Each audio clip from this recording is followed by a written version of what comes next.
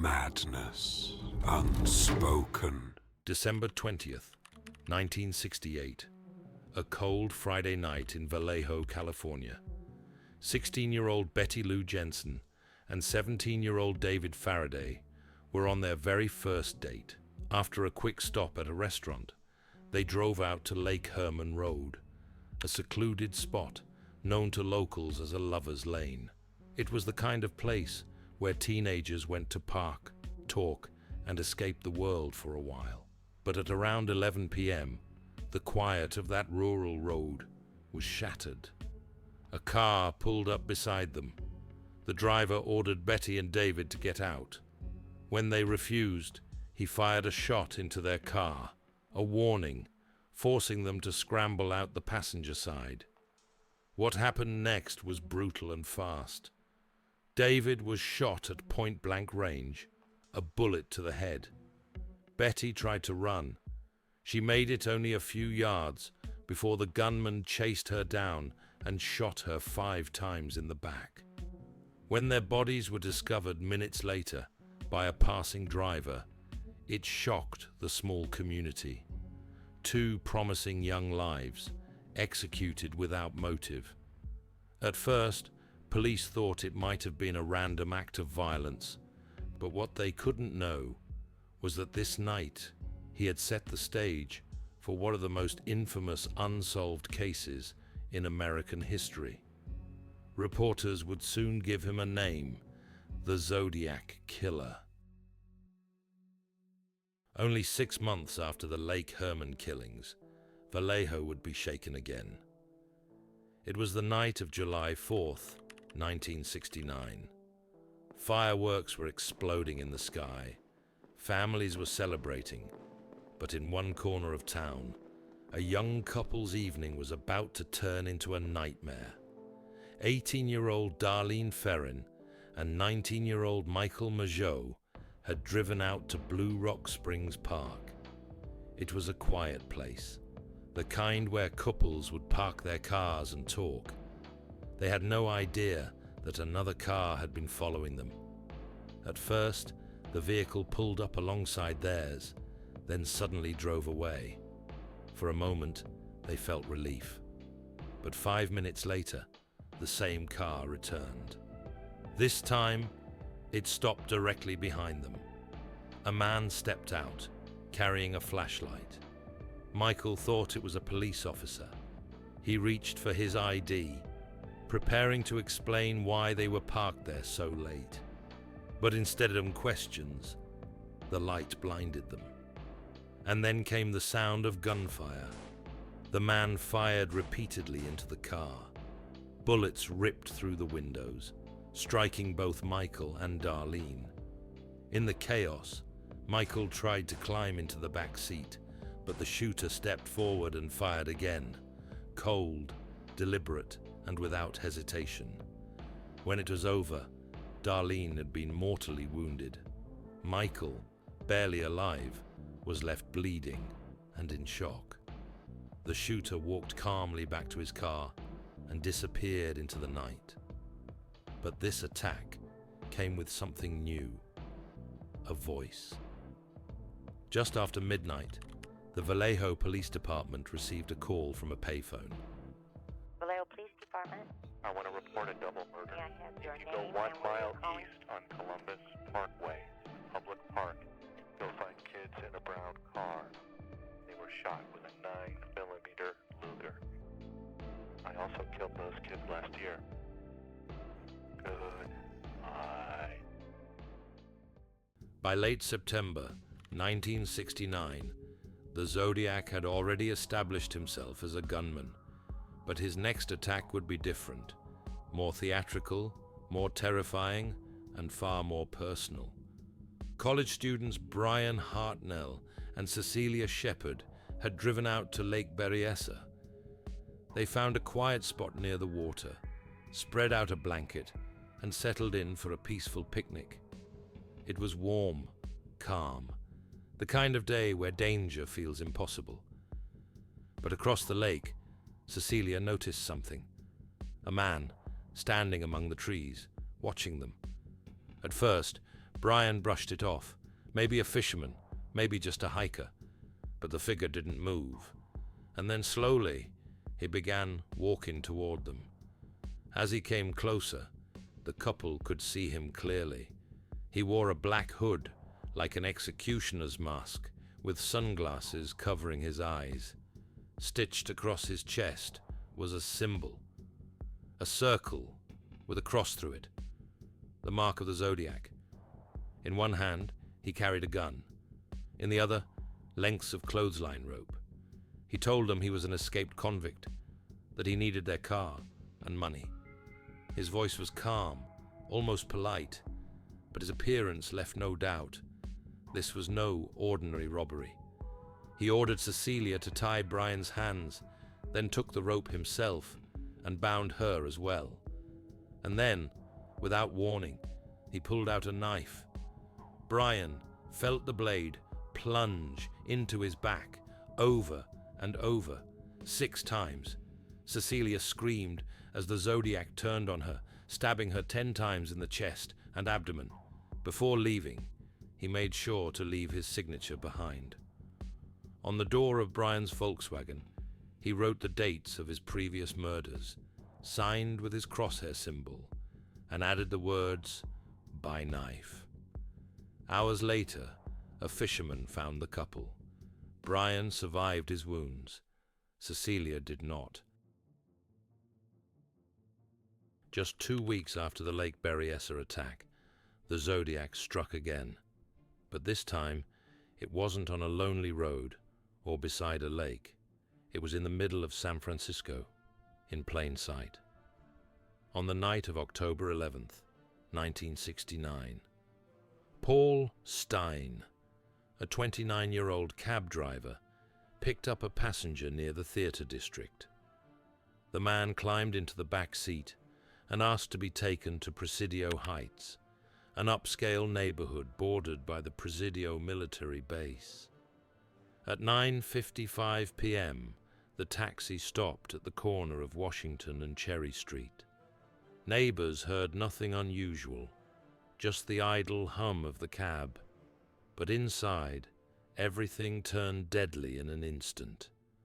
The passenger leaned forward, pulled out a gun, and shot Paul Stein point blank in the head. Then calmly, he climbed into the front seat, wiped surfaces with a cloth, and tore away a piece of Stein's blood-stained shirt. From across the street, 3 teenagers were watching. Horrified, they immediately called police and gave a description. A man, stocky build, glasses, walking casually away from the cab. But in the chaos that followed, one mistake would prove disastrous. Over the police radio, the suspect was incorrectly described as a black male. Minutes later, officers patrolling the area actually stopped a man matching the correct description. White, barrel-chested, glasses. Walking calmly through the foggy streets, just blocks from the murder. They asked if he had seen anything unusual. He pointed down the street and said he'd noticed a man with a gun running by. The officers let him go. Only later would they realize who they had spoken to, the Zodiac himself. His clothes by then still spattered with Paul Stein's blood. Back at the scene, investigators recovered fingerprints from the cab, along with the eyewitness description from the teenagers. A sketch of the suspect was quickly circulated across San Francisco. For the first time, the Zodiac wasn't just a name, he had a face. But if the police thought this would stop him, they were wrong. On October 22nd, a call came into the Oakland Police Department. The man on the line claimed to be the Zodiac. He demanded that a well-known lawyer, Melvin Belly, appear on a local television talk show. If Belly came on, the caller promised, the Zodiac himself would phone in. The next morning, the Channel 7 studios were filled with tension. The program usually started at 7 a.m., but that day they went on air early. Sitting nervously on set was Belly, waiting for a call that could change everything. At first, nothing. Then finally the phone rang. A man's voice came through, trembling, almost pitiful. "I can't stop killing," he said. He introduced himself, not as Zodiac, but as Sam. Talk to us. Just tell us what's going on inside you right now, Sam, please. I have headaches. Right. How long have you had those headaches, Sam? I mean, a long time? Since I killed a kid. Well, was it before December that you had the headaches? Yes. Were you in service that you might have had an injury in service? Did you ever fall out of a tree or downstairs? Were you ever unconscious? I don't know. You don't remember. Does aspirin do you any good? No. Doesn't do any good. Sam, that stuff never did me any good either when I had it. Sam, let me ask you this. There's some reason why you go to a particular doctor or a particular priest, and some reason why apparently you wanted to talk to me or Lee. Is it that you feel that we have compassion for people who get in trouble? Or is it you feel that we can do something for you? Or is it you feel that we're have enough integrity that if we promise you something, that we're going to stick to it? Well, let's find out why he wanted to talk to. Why did you want to talk to Mr. Belli, Sam? I don't want to be hurt. The studio fell silent. Listeners across the Bay Area leaned in, straining to hear. Was this really him, the most wanted man in California? Or just another crank using the chaos for attention? The calls kept coming. Over the course of the morning, the man rang in more than 30 times, hanging up, calling back, sometimes saying nothing at all. In some moments, he pleaded for help. In others, he spoke of uncontrollable urges to kill. But doubt was already creeping in. To verify the voice, investigators turned to the few people who had actually heard the Zodiac speak. Nancy Slover, the police dispatcher who had taken his first call, David Slate, the officer who'd spoken with him on the night of Paul Stein's murder, and Brian Hartnell, the survivor from Lake Berryessa. All three agreed. This voice was wrong. It didn't match. It was too shaky, too young. Later, detectives would trace the calls back to a patient at a nearby mental hospital. The Zodiac, once again, had slipped away into silence. But even if the caller wasn't him, the damage was already done. The broadcast had shown just how much power the Zodiac's name carried. You both sound convinced that this is the man, but this is not. No, we're a not hoax. convinced, really. I'm not convinced. I'm I convinced don't that know. this is a kook. Well, I mean, a sick man. Yeah, not a kook somebody in the who's sense that not well. he's perpetrating a hoax. The 1969 letters. In the weeks that followed, the Zodiac struck again, not with bullets, but with words. 2 new letters arrived, each filled with taunts, confessions, and cryptic codes. The first came as a card. On the outside, it read casually, "Sorry I haven't written, but I just washed my pen." But inside, the tone turned dark. "This is the Zodiac speaking. I thought you would need a good laugh before you hear the bad news. You won't get the news for a while yet. P.S. Could you print this new cipher on your front page? I get awfully lonely when I'm ignored. So lonely I could do my thing." Enclosed was what would become known as the Z340 cipher, a far more complex puzzle than the one he'd sent before. His first code had been cracked in a single day. This one would go unsolved for more than 50 years, until only recently, a small team of amateur codebreakers using computer software finally broke it. I hope you were having lots of fun in trying to catch me. That wasn't me on the TV show. Which brings up a good point about me. I am not afraid of the gas chamber. Once again, he repeated his bizarre fantasy that the people he killed would become his slaves in the afterlife. Soon after, Another letter arrived. This time he bragged, "This is the Zodiac speaking. Up until the end of October, I have killed 7 people. I have grown rather angry with the police for their telling lies about me, so I shall change the way of collecting my slaves. I shall no longer announce to anyone when I commit my murders. They shall look like routine robberies, killings of anger, a few fake accidents, etc. The police shall never catch me, because I have been too clever for them." He mocked investigators, ridiculed the sketch of him that had been circulated, and claimed that much of what police said was wrong. He even boasted, "The sketch is correct." But the rest of the time, I look entirely different. He denied leaving fingerprints, saying he had planted false clues at crime scenes simply to keep the cops happy. He revealed how close police had come to catching him after the murder of cab driver Paul Stein. P.S. 2 cops pulled a goof about 3 minutes after I left the cab. I was walking down the hill to the park when this cop car pulled up, and one of them called me over. They asked if I had seen anyone acting suspicious or strange in the last 5 to 10 minutes. I said yes, there was a man waving a gun. The cops peeled rubber and went around the corner. If true, it meant officers had actually spoken with the Zodiac Killer face to face and let him walk away. At the end of the letter, he included detailed, step-by-step instructions for building a homemade bomb. But one sentence in particular alarmed investigators. "What you do not know is whether the death machine is at the site or whether it is being stored in my basement for future use."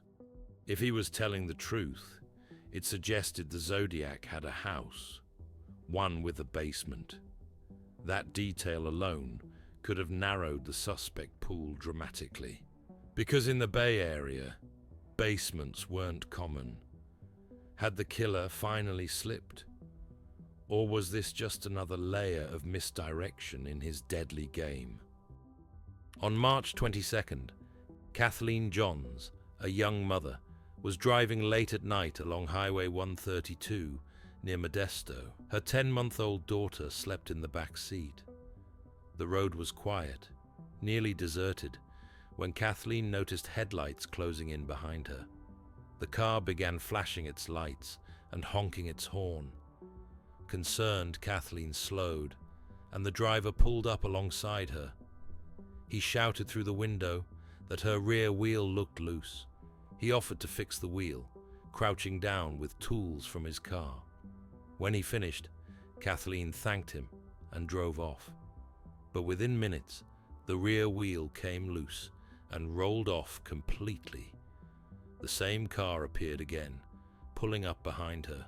The man offered to drive Kathleen and her baby to a service station. Stranded, and with no better choice, she agreed. At first, it felt like he was helping, but as the miles went on, Kathleen realized something was wrong.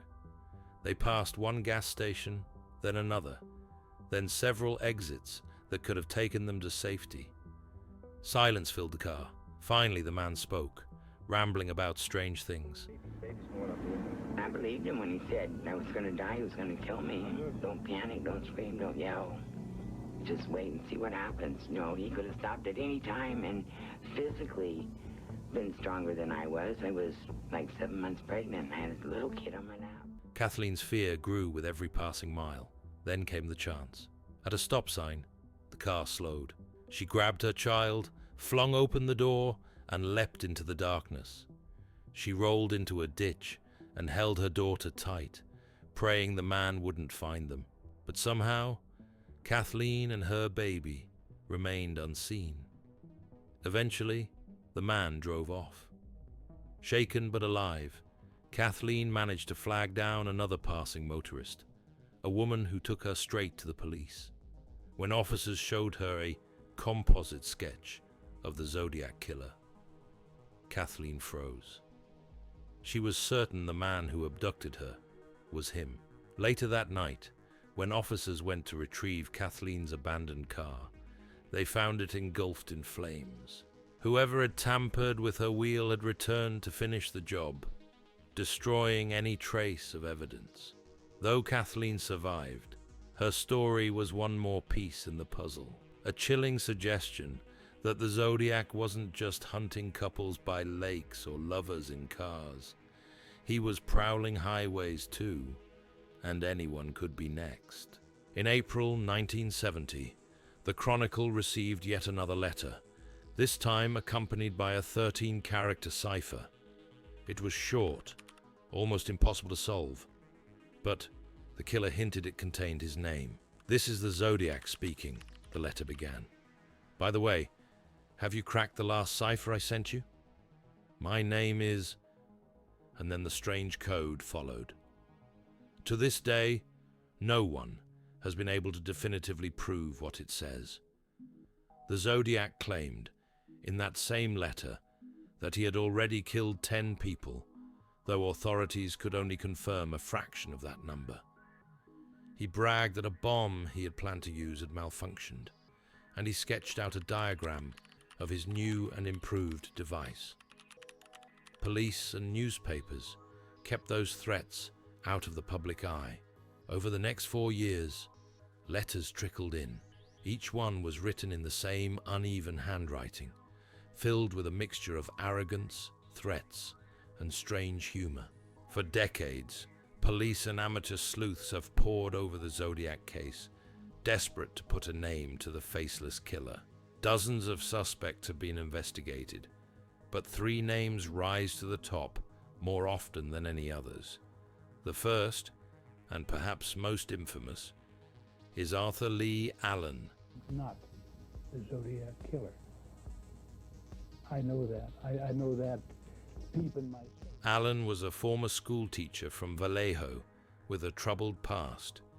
He had been dishonorably discharged from the Navy, arrested for inappropriate behavior with children, and was known to have a fascination with weapons. A friend even recalled Allen once asking, "Have you ever thought about hunting people?" When police questioned him, Allen admitted owning guns, including a .22 caliber, the same weapon used in the Lake Herman murders. Investigators also discovered that Allen wore a Zodiac brand wristwatch, its logo identical to the killer's signature symbol. That was no coincidence, but there were problems. Handwriting samples didn't match the Zodiac letters. Fingerprints taken from the crime scenes weren't his, and the police sketches looked nothing like him. Even so, survivors like Michael Majot, the young man shot alongside Darlene Ferrin, later said Allen most closely resembled the man who attacked him that night. Suspicion lingered, but hard evidence never came. Allen died of a heart attack in 1992, never charged, never cleared. Another name often mentioned is Richard Gaikowski, a journalist who worked at a counterculture newspaper in San Francisco. Some believed his writings carried strange parallels to the Zodiac's letters. A police dispatcher who once heard the Zodiac's voice even claimed Gaikowski's tone sounded eerily similar. What's the code? Until a code is broken, you never any way of knowing whether it's a real code or whether it's just a fake code. Don't worry. The last part of that was even more like what I heard in the first part. On top of that, fragments of the killer's ciphers appeared to contain the letters GYKE, a nickname some associated with him. But again, no definitive proof. The mystery has never been solved. And now, one man claims to have indisputable evidence. He knows who the killer is. Gary Stewart, author of a new memoir, The Most Dangerous Animal of All, says the serial killer is his father, Earl Van Best, Jr. A suspect brought to the spotlight by his own son, Gary Stewart, in the book The Most Dangerous Animal of All. Stewart claimed his father matched the police sketch, lived in California during the murders, and had a known interest in cryptography. A handwriting expert even suggested his marriage certificate handwriting resembled the Zodiac letters. But critics quickly dismantled the case, pointing out that the handwriting on the certificate actually belonged to the minister who signed it. Other suspects came and went. Some were prison escapees. Some were local troublemakers. A few were complete fabrications, men who simply enjoyed the attention of being linked to a mystery this large. What's clear is that the Zodiac was meticulous in covering his tracks. He taunted police with clues, but none ever pointed conclusively to a real name. The Zodiac case remains one of America's greatest unsolved mysteries. Who was the Zodiac? A bitter loner? A twisted genius? Or someone still alive, still walking among us? Until the day evidence finally closes the case, all we have are the stories.